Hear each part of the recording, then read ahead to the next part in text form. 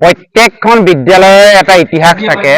আমাৰ বনগাঁও উচ্চ মাধ্যমিক বিদ্যালয়ৰ এটা ইতিহাস আছে, আৰু এই ইতিহাসটো হ'ল যে আমাৰ বনগাঁও উচ্চ মাধ্যমিক বিদ্যালয়ে 2023 বৰ্ষত 50 বছৰত ভৰি দিলে।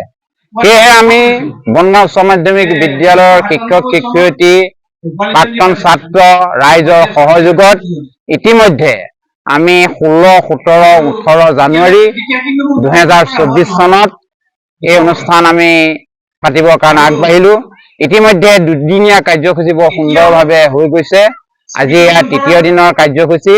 আজি মুকলি সভা চলি আছে, আৰু মুকলি সভাৰ শেষত আজি দিনৰ কাৰ্যসূচী ইমানতে সমাপ্ত হ'ব, আৰু গধূলি হোৱাৰ লগে লগে আমাৰ সাংস্কৃতিক সন্ধিয়া আৰম্ভ হ'ব। আৰু এই সাংস্কৃতিক সন্ধিয়াত কেইটামান ধৰ্মীয় গীত মাত পৰিৱেশন কৰাৰ পিছত আমাৰ দুখন ভাওনা অনুষ্ঠিত হ'ব। এখন শিশু ভাওনা আৰু এখন আমাৰ প্ৰাক্তন ছাত্ৰ ছাত্ৰীসকলে অনুষ্ঠিত কৰা ভাওনা। গতিকে মই বনগাঁও উচ্চ মাধ্যমিক বিদ্যালয়ৰ প্ৰধান শিক্ষক হিচাপে আৰু এই বিদ্যালয়ৰ মই প্ৰাক্তন ছাত্ৰ হিচাপে মই সোণালী জয়ন্তী উৎসৱ অনুষ্ঠিত কৰি মই পৰম আনন্দ অনুভৱ কৰিছো। আৰু এই সোণালী জয়ন্তী অনুষ্ঠানত মোৰ শিক্ষক শিক্ষয়িত্ৰী ৰাইজ, প্ৰাক্তন ছাত্ৰ ছাত্ৰীৰ যি সহায় সহযোগ পালো, সি বৰ আচৰিত ধৰণৰ, বৰ সুন্দৰ অনুভূতি।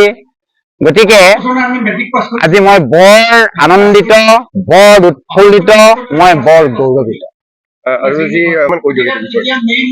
আজি আমি এই অঞ্চলৰ এজন ব্যক্তি তথা কৃতি শিক্ষক শ্ৰীযুত ভীমকান্ত দাসদেৱক আমি ৰাইজ তথা উদযাপন কমিটিয়ে আমি কলংচু ৰত্ন উপাধি প্ৰদান কৰিলো।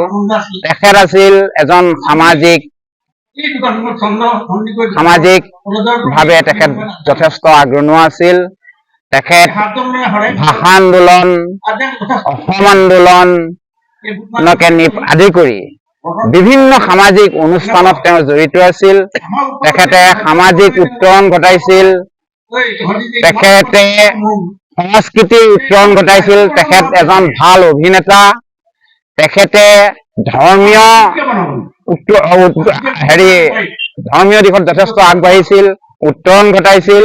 গতিকে তেখেতক সেইকাৰণে আমি আজি এই সোণালী জয়ন্তী বৰ্ষতে তেখেতক কলংচু ৰত্ন প্ৰদান কৰিলো, আৰু সেইটোতো আমি বৰ গৌৰৱ অনুভৱ কৰিছো। অতি সুন্দৰ, যিহেতু আমাৰ প্ৰধান শিক্ষক মহোদয়ে সকলো কথা কৈ গৈছে। মই এইখন স্কুলৰে প্ৰাক্তন ছাত্ৰ, আৰু মোক এটা কাৰ্যকৰী সভাপতি হিচাপে উদযাপন সমিতিৰ এটা দায়িত্বভাৰ দিছিল। কি কৰিব পাৰিছো নাজানো। আজি 3 দিনীয়া কাৰ্যসূচীৰ আজি 3 নম্বৰ দিন। আমি আশা কৰিছো এই অনুষ্ঠানটোৱে, সোণালী জয়ন্তী বৰ্ষৰ এই অনুষ্ঠানটোত বিভিন্ন ধৰণৰ আমাৰ আলোচনা চক্ৰ হৈ গ'ল। আজি মুকলি সভা, আমি আমাৰ প্ৰাক্তন ছাত্ৰ ছাত্ৰীসকলৰো কালি সমাৰোহ হৈছিল, তাত অন্তৰংগ আলাপ বহুত ভাল হৈছিল। আমি যি ধৰণে আশা কৰিছিলো ঠিক তেনেধৰণে আমি ফলৱতী হৈছো বুলি আমি ভাবিছো।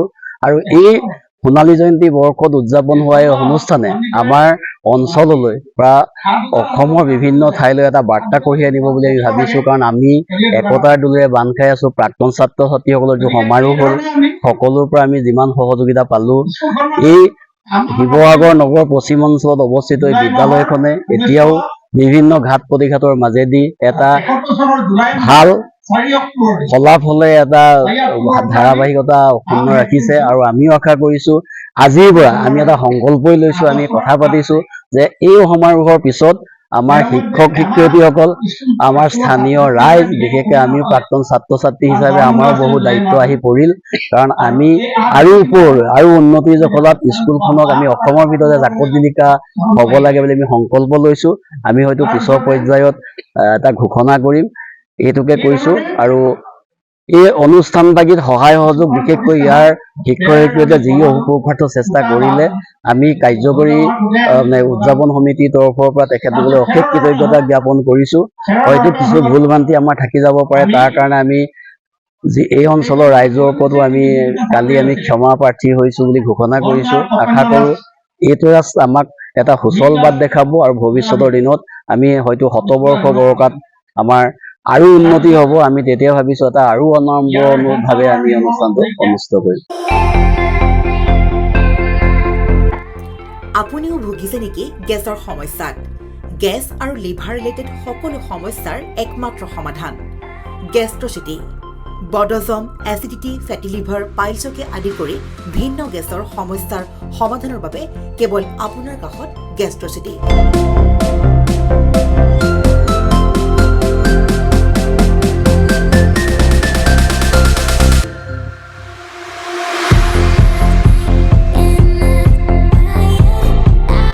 ভিজিট কৰক গেষ্ট্ৰচিটি, গুৱাহাটী, হাতীগাঁও চাৰিআলি।